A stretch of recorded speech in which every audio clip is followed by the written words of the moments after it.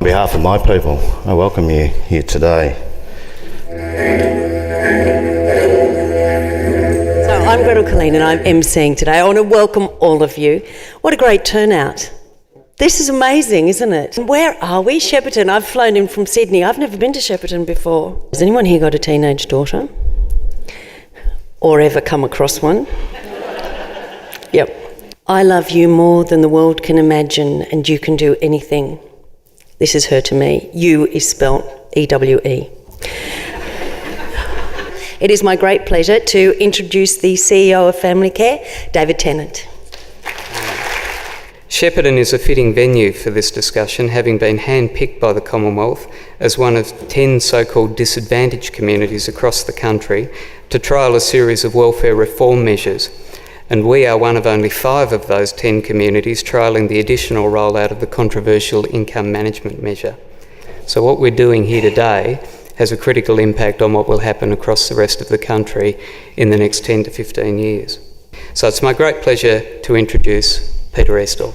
I'm very proud to be given this opportunity to introduce Dan Siegel to you all and to encourage everybody here to take note of his teachings. I went to his workshop in Melbourne a year ago, and there was a fire in the kitchen. We were evacuated into the Treasury Gardens, and everybody's milling around the Treasury Gardens, and he stands up and says, well, I'm not going to stand around here and do nothing. Gather around the tree. And he stood in the tree, in that fork of the tree for 2 hours and continued to deliver his workshop. Energy and information flow that goes between me and you, if I were your father and you were my child, and how that energy flow could be healthy in one way, we'll define in a moment, or unhealthy and produce negative impacts on not only how energy and information flow is happening in your brain, in your embodied nervous system, but actually how negative forms of energy and information flow within relationships actually make it so the brain cannot grow properly. Learn how to sense energy and information flow, corpus callosum linking left and right, hugely integrative, prefrontal cortex, massively integrated, hippocampus, hugely integrative. These 3 are the major regions that significant neglect and abuse, these forms of trauma, developmental trauma, impair the growth of those integrative fibers, and in some cases of severity, they actually can destroy integrative fibers. I'd like to thank you very much on behalf of the Shepparton community. We will continue to battle and fight our disadvantage, but hopefully more with an integrated and proactive approach. Thank you very much. How does that work? I talk to my kids on Skype and their mouth moves 4 minutes after the words come out. You guys did an excellent job, so thank you very much for doing that. And also, the foresight, whoever had it, to actually think, well, we can't afford to bring the guy here perhaps, or his schedule doesn't allow for it. Why don't we use technology to bring him here? A lot of people don't think laterally like that, so I commend the people who brought him into the room. And now it is time for Bernie Geary, the much-loved Bernie. Where are you?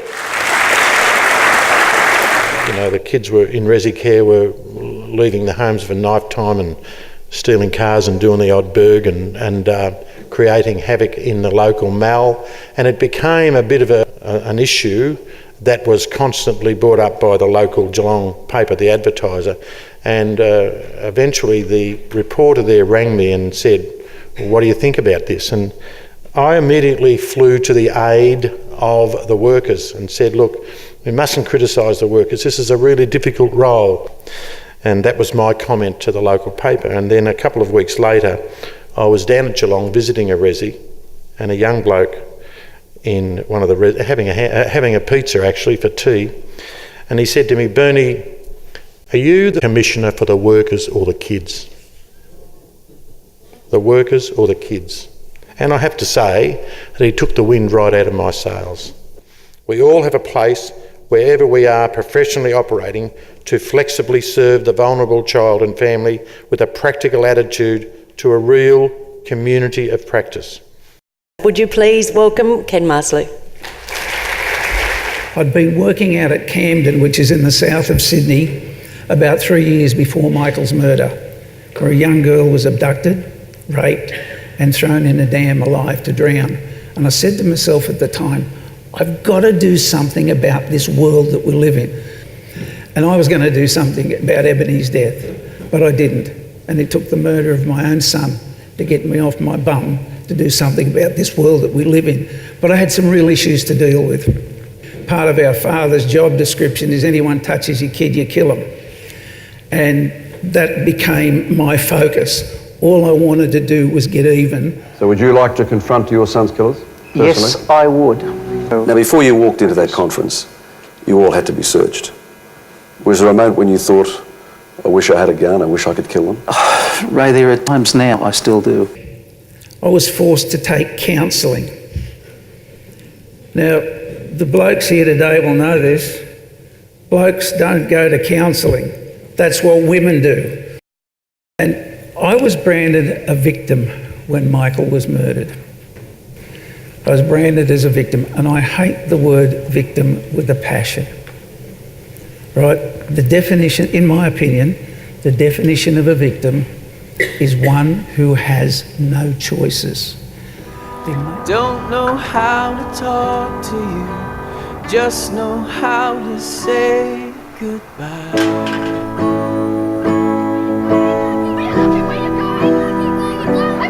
Got a driver's license! I don't think so! Did you see us back there? No!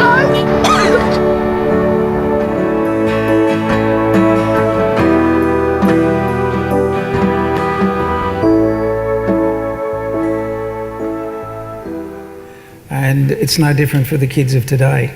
They learn a lot from watching us. I think it's more important than ever, the fact that we can impact on people's lives by the way we behave. I'm going to tell you here and now, I haven't forgiven the blokes that murdered my son, but I let go of the hate. Let me ask you a question. Who does hate hurt the most? The person doing the hating. The catalyst for this project was an interview with Ruby in 2010. She was separated from her ex-husband who'd been abusive and controlling. She'd previously gone to police with a death threat in a text message from him. The police officer laughed at her and took no action. Then, in an email to Women's Health in May 2010, Ruby wrote, "It's basically been a nightmare. Because I've sold my house, I'm not eligible for any legal assistance. And remember, this is before our project. The lawyer from the Women's Legal Service was lovely and very informative, but she couldn't assist me as I have potential to pay for legal advice. This is the view also of legal aid. Until my...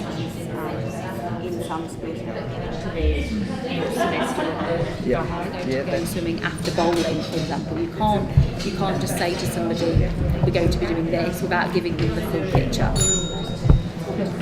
Sorry, could we come up and start Grizzly? When we're taking that being visual communication. No, that's not true. They do empathise. They just empathise, and the way that they empathise with people is slightly different. More and more with teachers to be able to implement the strategies to help people to understand what could work within the classroom environment. And they've got to, we compliment them, and when they're, we say, well done. You've actually... Such a fascinating new area of actually focusing on the male side of our community. I really think this is a burgeoning, what would you say, it's burgeoning? We've taken a specific stance in working with teenagers, in particular male teenagers, around the perpetration of their violence and their behaviour in the family home. How much bigger do you reckon I can get it? That'll do. Okay, so here we go. It's fairly large, and I reckon I can get another 2 breaths in there.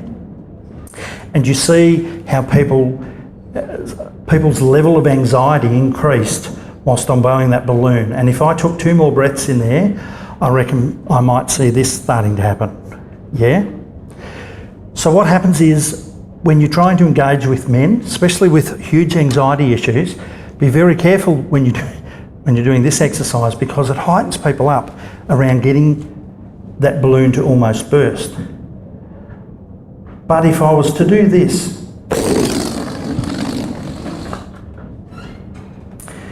where's the anxiety level now?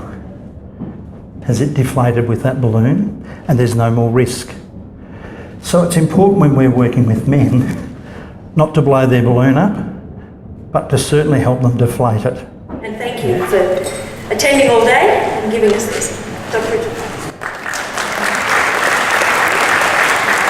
Well, I've used this guy, and I've got to say, this is a public Texas sex offender registry page, so I'm not actually breaching this young man's privacy. He's been the subject in America of some fairly intense debate because there was a major story in a major American newspaper done about this young man. This young man's going to be on the sex offender registry until he's 2017. He's been treated in a criminogenic framework. Unclear about the treatment he's undertaken, but even since I've been following this, I kind of have formed the opinion that this has probably ruined his life. So female victims of child sexual abuse shown to be at 40 times higher risk of suicide, 88 times higher risk of accidental fatal overdose compared with the general population. Male victims, 14 times more likely to commit suicide and 38 more times likely to die from accidental overdose.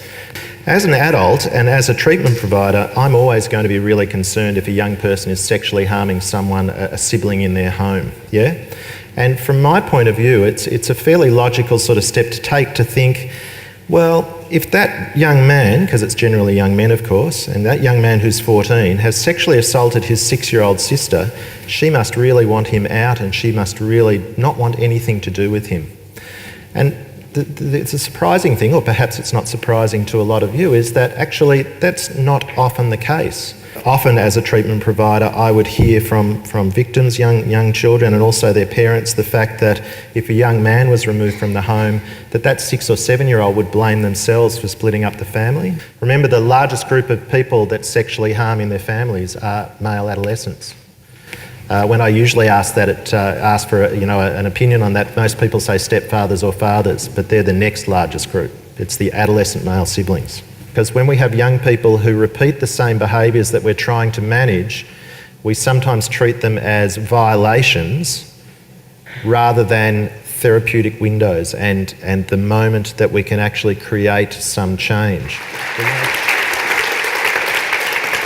Thank you, that was fantastic. Thank you everybody, that's our last session for the day. I'm going to invite Angela Armstrong right up to say a few words, but before I go, I want to thank you. And I don't necessarily think at times there's more resources needed. Sometimes it's about us working smarter. Sometimes it's about us giving other people space and trust and doing things differently.